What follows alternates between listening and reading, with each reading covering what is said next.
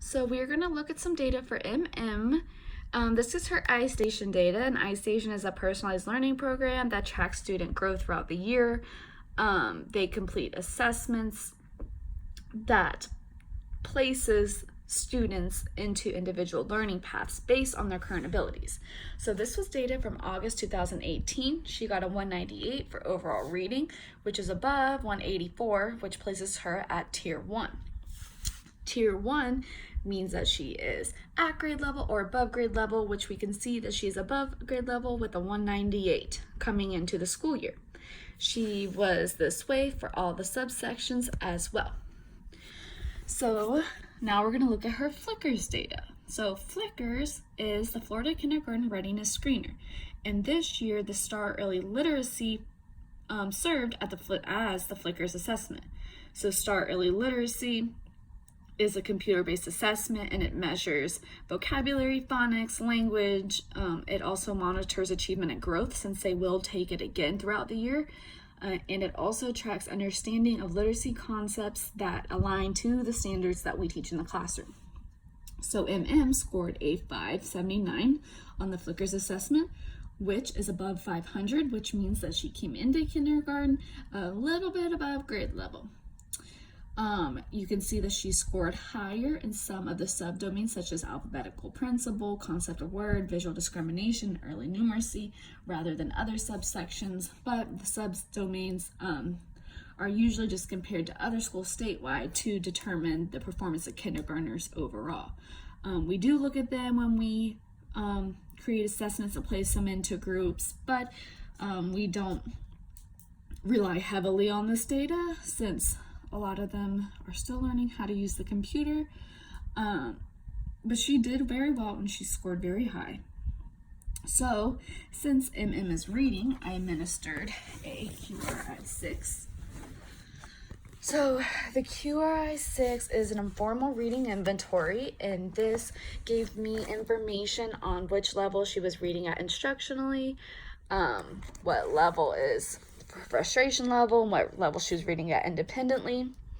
I did this so that I can design instruction that is going to best suit her needs. And since she is the only student currently reading in the classroom, I wanted to make sure that I'm giving her all the instruction that she needs so that she can grow. So first, I administered the word list. So on the pre-primer 1, she identified 17 out of 17 automatically to put her at 100%, which means she's independent for the pre-primer 1. So I moved on to pre-primer 2/3. She identified 12 out of 20 of these words automatically and 2 out of 20 of them after sounding them out. So this put her at 14 out of 20 for the number of words correct and at 70%, which means she was at the instructional level of instruction. So then I moved on to the primer list. Now this list was a little bit more difficult for her. She identified 8 out of 20 of them automatically, which gave her 40%, and 2 out of 20 after sounding them out, which gave her 10%. So she got 10 out of 20 correct in all, which put her at 50%. And this placed her at the frustration level, which is below 70%. So this data told me which passage I was going to have her read. So I had her read both of these pre-primer passages. I had her do this because one is a narrative and one is expository, and we do read both narrative and expository passages in the classroom. So the first thing I did for both was ask her these questions before reading the passage. Now this told me if she had enough prior knowledge on the passage to read it. So she scored a 67 on this one and 100% on this one, which they were both above 55%, which means that the passage content was familiar to her. So then I had her orally read the passages. I marked when she reread, when she self-corrected, and when she substituted words and was sounding it out. Now she did sound out list instead of lots. So this was her one miscue for this passage, which put her at 98% for word recognition for this passage. And it also put her at 98% for total acceptability, which means that this miscue did change the meaning of the passage. Since she only had one miscue, she was reading this passage at the independent level. She was also reading 55 words per minute and 53 correct words per minute. So she was reading the words at the pace she should be for these passages. Now, the same thing with this one. I marked when she omitted a word, but then self-corrected. She had a couple self-corrections here and rereading. Her one miscue on this passage was she said smell instead of sell. So it's put her at 98% of word recognition for this passage and one meaning change miscue, which also put her at the independent level here. She read 53 words per minute, 52 correct words per minute, which is what she should be reading for these passages. Now, she was unable to retell any of the passages that I administered to her, but this is completely normal for her age, so I would not be concerned about that at all. So in the first passage, she got 5 out of 5 comprehension questions correct, which puts her at the independent level for this passage. Now, that was a narrative passage. For the expository passage, she was unable to answer the last question, which means that she got 4 questions correct total, which puts her at the instructional level. I also wanted to mention that she did answer the questions with direct reference to the text, not pictures. So she explicitly answered the questions.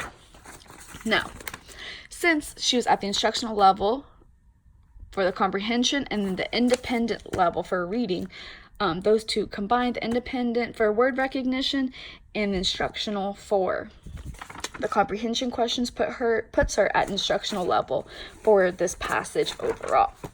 So we moved on to the pre-primer 3. She scored an 8 out of 9 or 89% on the prior knowledge questions, which means the passage content was familiar to her. But this passage she had a little bit more trouble with.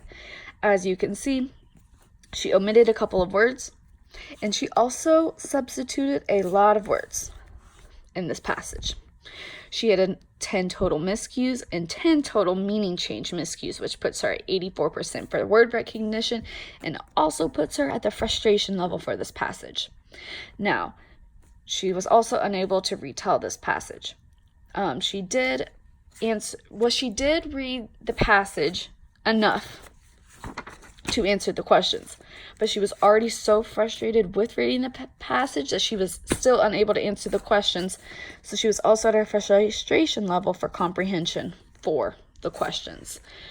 So she went straight from independent level of reading to frustration level of reading, and she went from instructional level of comprehension to a frustration level comprehension from pre-primer 2 to pre-primer 3. Now, I marked some correlations between some of her miscues. I noticed that in specifically in this passage, some of the words she just omitted because she did not know them. Some of the words that she substituted, she just put a word in that made sense to her, but a lot of them were because of the first letter was the same. So she said were instead of was, and over instead of outside, because they both start with O. So this tells me that she is looking at the first letter and making a guess, which is an pretty good strategy, but she did not try to sound them out when she was reading them. I also administered this word list, which this was telling me if she was decoding these words or if she was actually identifying them automatically. So for this one, it looked like she was decoding because she said can and pin, which means that she just switched the first letter. Now, she did this for the pre-primer 1s, but not as much for the pre-primers 2s or the primers. So this told me that I could help her with learning words if I taught her how to decode words, and if I did word work with her and switched letters around and showed her how to recognize words. Since she also explicitly answered all these questions, I noticed that she was not looking at the pictures. Now, I think that it is a good strategy for a kindergartner to look at the pictures and to help them learn the words in the text. So for example, if there was a picture of a ball, you could say, oh, this is a ball. Ball starts with B. I know what a B looks like. Let me look for a B in the text. And then you can learn the word ball, since you can match those things. So I would want to teach her those skills on how to read when you don't know a word, when you come up to a word that you do not know. Instead of just guessing and saying a word like lots and list just because they have the first sound. She also didn't sound out words, which she is at the beginning stages of reading, so sounding out words and decoding words is very important. So I would want to teach her those skills so that she can be a more successful reader and not as frustrated.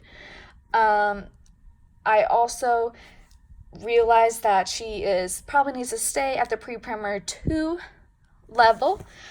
We do reading workshops, so I will choose books that is at her instructional level so that she does not become frustrated when she is reading by herself, which we talked about the book boxes and reading workshop at our last meeting.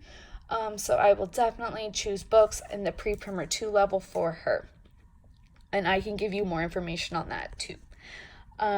But overall, she is doing great in school, and we are very proud of her, and we are just going to work on skills so that we can push her to grow as much as she can while reading.